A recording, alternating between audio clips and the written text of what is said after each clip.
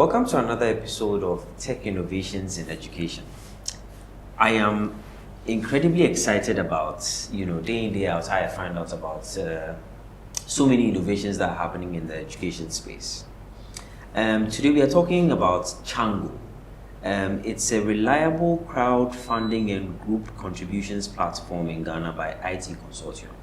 I have an able-bodied person from the company to tell us more about CHANGO and what it does. Hello, Yussif. Hi, Tony. It's fantastic to have you here. Thank you. Let's get in. Tell me a bit about yourself. Okay, great. My name is Yussif, mostly Yussif Markstar Mohammed. Okay. I work with IT Consortium. Okay. I'm with the business development team. Okay. Basically, I think that's it. So, about it. Yeah. You're very brief on that. Huh? Tell me briefly about IT Consortium. Okay. Yeah, IT Consortium is a financial technology company. Okay. We are in the fintech, what most people refer to as the fintech space. We've been in existence for over 20 years. I think this year, March, will be 22. IT Consortium actually started solving problems in the educational space, and then gradually moved into other sectors. So that's basically how IT Consortium started. You'll find us in every industry: educational, crowdfunding like CHANGO, banks. We serve as the aggregator for a number of banks. Businesses do integrate with us for their Momo collections, as well as Visa. So basically that's it. We're also in the retail space. We are everywhere. Sounds really fantastic. I heard briefly about IT Consortium and the things that you do, but it wasn't up until I met you and I realized you guys are like doing things in Ghana. That's really, really impressive. I started with saying, the changes, especially the tech innovations that are happening in the education space, has just been like, like I speak to people and I'm hearing things that people are, leveraging tech on tech to solve, and it's really impressive. Exactly. I'd like your take on what your thoughts are, on the tech innovations that are happening in education. In education. Yeah. I think earlier I was telling you that I think for Ghana especially, when it comes to tech innovations in the educational space, we focus more on the tertiary level. Not much attention is given to the pre-tertiary. Right. Last year, is it 2020? Yes, IT Consortium had a program called Coding Caravan. And what we did was to go to deprived communities and have a short course for the kids, which is mostly introduce them to emerging technologies as well as a few coding skills. Surprisingly, we trained over 300 students. Surprisingly, there were so many of them who have never used a laptop. They've never, you put the laptop in front of the kid, he doesn't even know how to switch it on. He doesn't even know what to do, most of the kids. Wow. And so we decided, instead of just focusing on the tertiary field with technologies, we should also, have something for the pre-tertiary. And that's when we came up with a solution we call the U School, which is basically to help manage, the pre-tertiary educational system. When you're applying to the university, these days, at the comfort of your home, you're able to dial a short code and buy your voucher. You gain admission. Even classes, you don't have to be physically present. Right. I know University of Ghana has something they call Sakai, SAKAI, where you just go access assignments and other things. There are other universities who have something similar. Now just imagine if we have this for every sector of the university. Stage, right. Yeah, not to be political, but when Baumia said he was going to, you can cut this out. Right. When Baumia said they were going to introduce the one student, one tablet. Yes.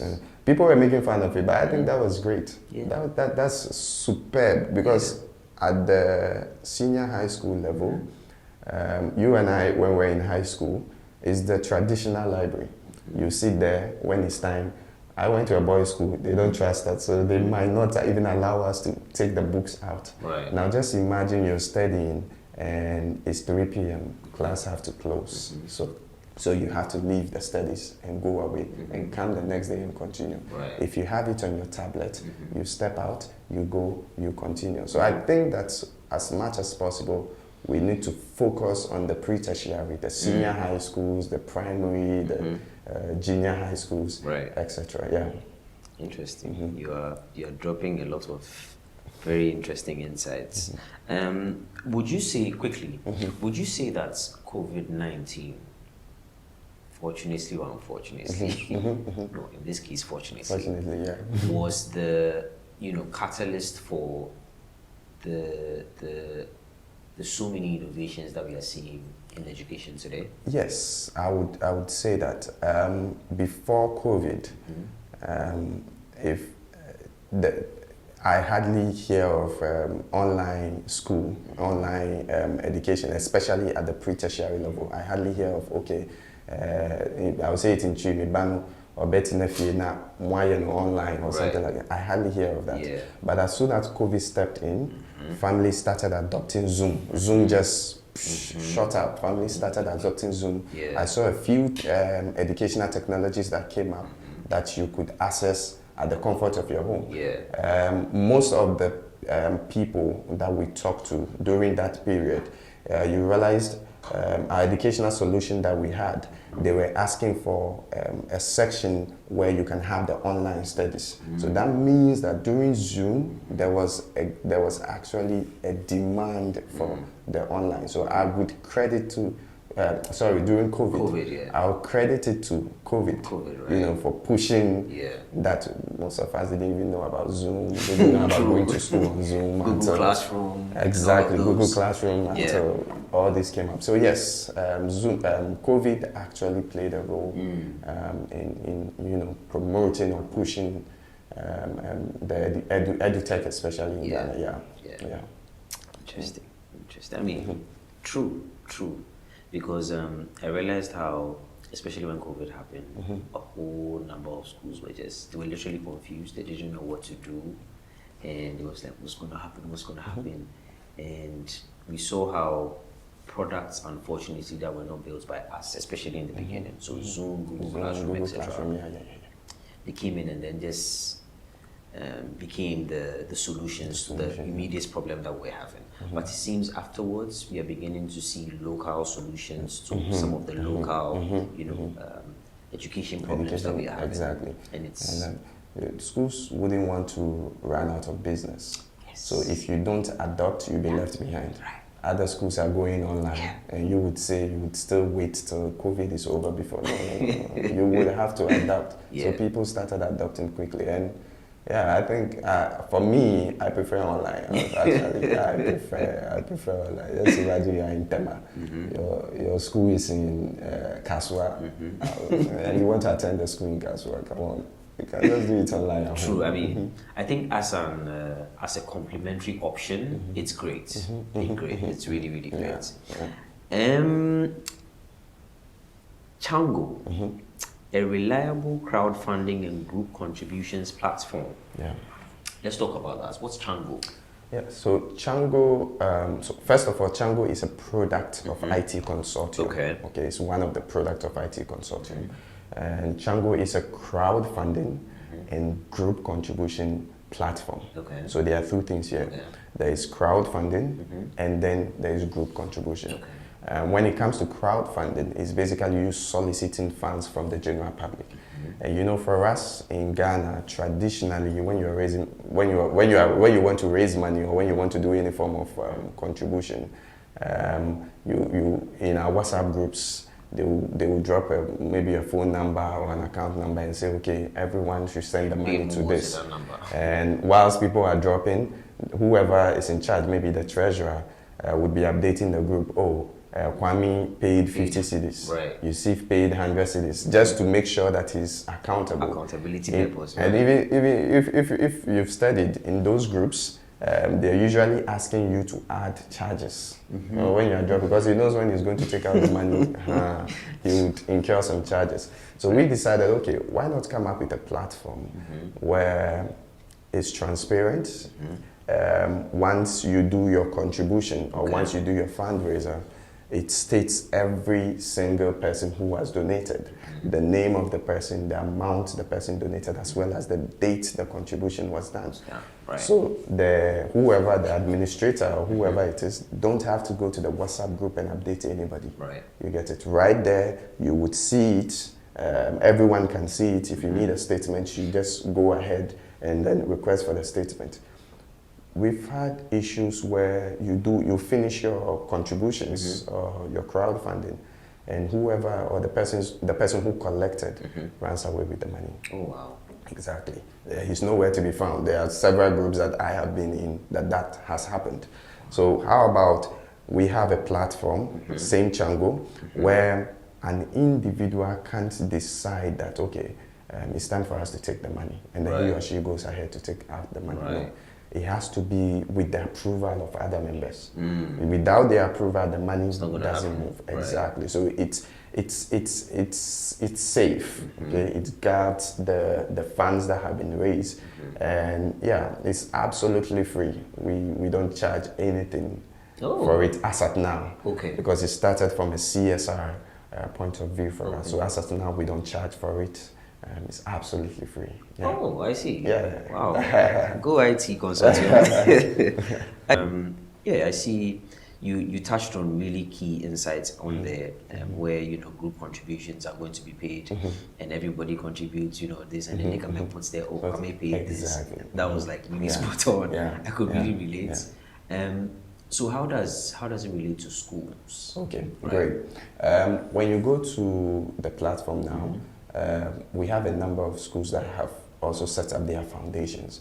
So some schools, even last night I was texting with a school. They want to buy certain materials for the school, certain things for the school. I think it's books or so, and they want to sort of do a small fundraiser and then use the money to buy the items. Traditionally, if CHANGO wasn't there, what they would have done is to put out a number or an account, or they could get in touch with somebody out there to create, use one of these foreign crowdfunding platforms to create a campaign for them, and then the money goes to the person. It takes a while to come to them, etc. But with CHANGO, we are able to set them up. We set them up after doing, taking a few KYC documents from them. They share the link with the general public, go ahead to do their fundraiser, raise the money. As soon as they need the money, they just send us a mail or just instruct us that transfer this money. So this money is to our bank account. Then we do the transfer to their bank account within minutes or a day, and it's done. They have their funds.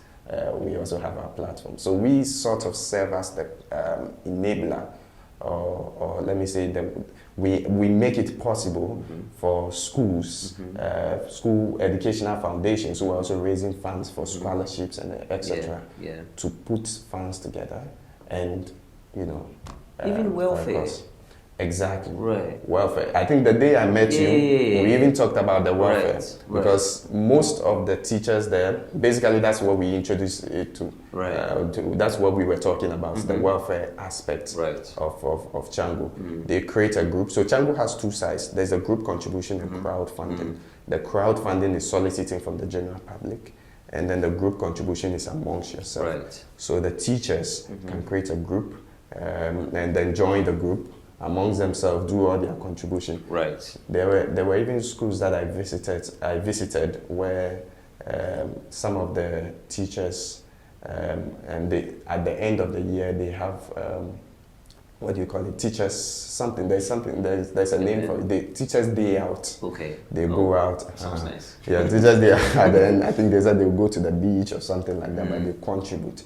So they create a group on CHANGO, and amongst themselves, everybody sends their funds.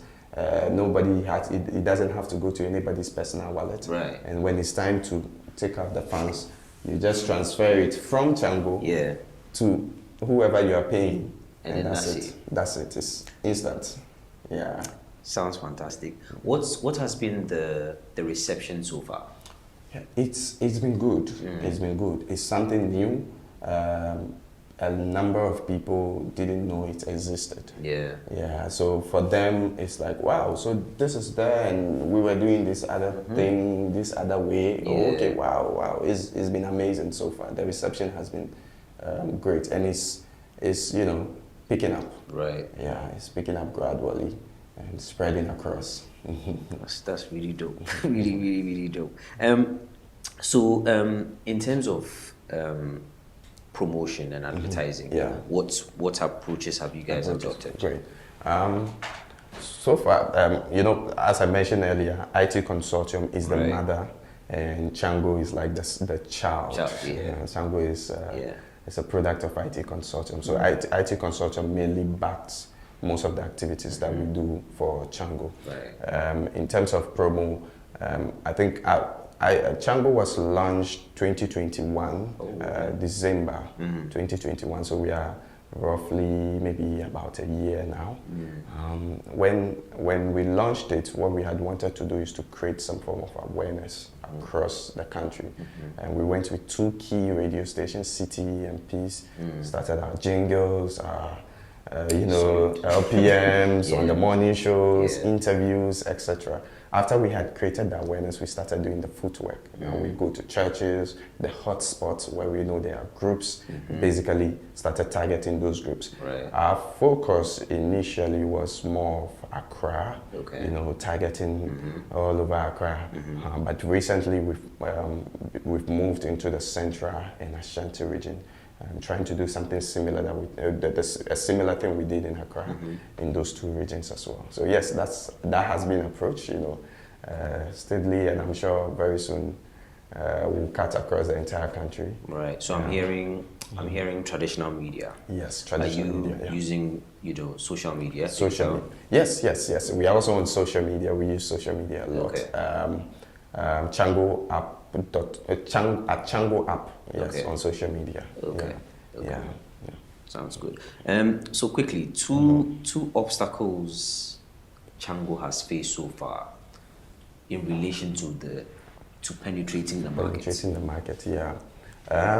One is the behavioral change. In Ghana, when people are used to certain ways, convincing the entire group to move from that way and go this way. There are a lot of can we trust them? What if they run away with our money? Exactly. And that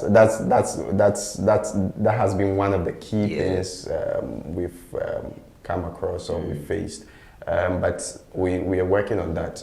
In all our messages, we try to let people know that CHANGO is approved by the Bank of Ghana. And before you even use it, if you want to do your due diligence, you want to make sure that, it's a trusted platform. Exactly. Just quickly get in touch with the Bank of Ghana and get, one business. Not at all. So you quickly get in touch with the Bank of Ghana and do your due diligence. Second is the trust. Right. So they sort of go hand in hand. Yeah, they sort of go hand in hand. So it's the behavioral change and then the trust. Right. Yeah, but it's approved by the Bank of Ghana. The money sits with a bank appointed by Bank of Ghana. So the money doesn't even sit with us. Okay. We are just providing the technology to enable that to happen. We are connecting people who are in need to people who need the help. That is what we do. You get it. Yeah. Sounds good. Yeah. Sounds good. Sounds really, really good. I like what I'm hearing so far. So where do you see CHANGO in 5 years? In 5 years, I see CHANGO being the main or the de facto crowdfunding platform. When you think of crowdfunding in Africa, you should think of CHANGO. Think about CHANGO. Yeah. I don't want to mention other names that come up when you think of crowdfunding, but when you think of crowdfunding in Africa, you should think of CHANGO. It should be the first place you want to go. Right. Yeah, currently, we are expanding to other African countries. So this year, we're doing Zambia, Rwanda, Liberia, Kenya. Okay. So gradually, we are covering the continent. Yeah. And we want CHANGO to be the one. Right. Yeah. Right. In the next 5 years. I'm sure when you expand, you start charging. Oh, very soon. Very, very soon. Sounds fantastic. This is, you see, this has been really, really insightful. So we are wrapping up the conversation. Okay. So what advice would you give to young people who are looking to enter this, who are looking to leverage on tech? Okay. To positively affect education. Yeah. Recently, I had a few encounters with young people who were, venturing to enter that space. What I do is, or the advice I give is, first of all, to get themselves into boot camps if they can. Okay. That's the first thing. Okay. And then the second thing is to get a mentor. Right. Who is already in the space and knows what is going on. Right. The reason I say this is sometimes you come up with a brilliant idea, you feel like, wow, this, as soon as I drop this on the market, everybody will go for it, everybody will run for it. Yeah. But what people don't realize is sometimes there's a service delivery gap in what we do. What you think the people will value and what the people will value is totally different. It's totally different. You get it? You feel like, wow, this is brilliant. You show it to your friends. Your friends are like, wow, this is good. When we drop it on the market, it's going. Everybody will come for it. Right. You'll be surprised. We drop it on the market and nobody wants it. Exactly. So I always advise that you get into your boot camp where you're well trained. You're well trained to understand the market, to understand what happens in the space. To treat your product a little bit and give you some insight, as well as get a mentor who is well experienced and knows the terrain, knows, okay, don't go this way even though it looks rosy, use the rough road, and you will get there faster. So that's basically my advice for the young people coming in that space. Pretty sound advice. Because I think one of the big things is behavioral change. Exactly. I think that can really shock you because, like you said, you might think that, oh, this product makes sense. People should adopt it. And then you go into the market and everybody's like, oh, okay. I'm like, okay, oh, it looks good. Looks brilliant. And then that's it. Take it back home. Yussif, this has been really, really fantastic. I've enjoyed talking to you about CHANGO, and I like the insights you've given so far. Give us your socials, so CHANGO socials, and then the telephone number. If any of the viewers are watching and might be interested, please drop them a list. So CHANGO is across platforms. It's on LinkedIn, Instagram, Facebook. It's at CHANGO app. Okay. At CHANGO app. On all the platforms. On all the platforms. Okay. You should see group contribution and crowdfunding attached to it. Once you go there, you would see this logo. So once you see this logo. Colorful logo. You're at the right place. Okay. What about the website? The website is changoapp.com. Okay. CHANGO. Okay. app.com. Okay. And the phone number you can call is 054 388 4425. Yes. Yussif, this has been, I keep going back to the word fantastic. I've really enjoyed the conversation. Viewers, I'm sure you've also enjoyed the conversation like I have. I'm sure you've heard some stuff that you might, I believe, find incredibly insightful and interesting. So if you are a school head, educator, facilitator, instructor, etc., you are actively in the education space, I'm sure you can see how you can leverage on the product called CHANGO to help with your crowdfunding and group contributions. I like it, to be very honest. I mean, what I've heard so far has really excited me. I like the convenience bits. I like the safety bits. It's incredible, and I'd encourage you to check it out. So this was good. This was really, really awesome. Until next episode on Tech Innovations in Education, please be safe.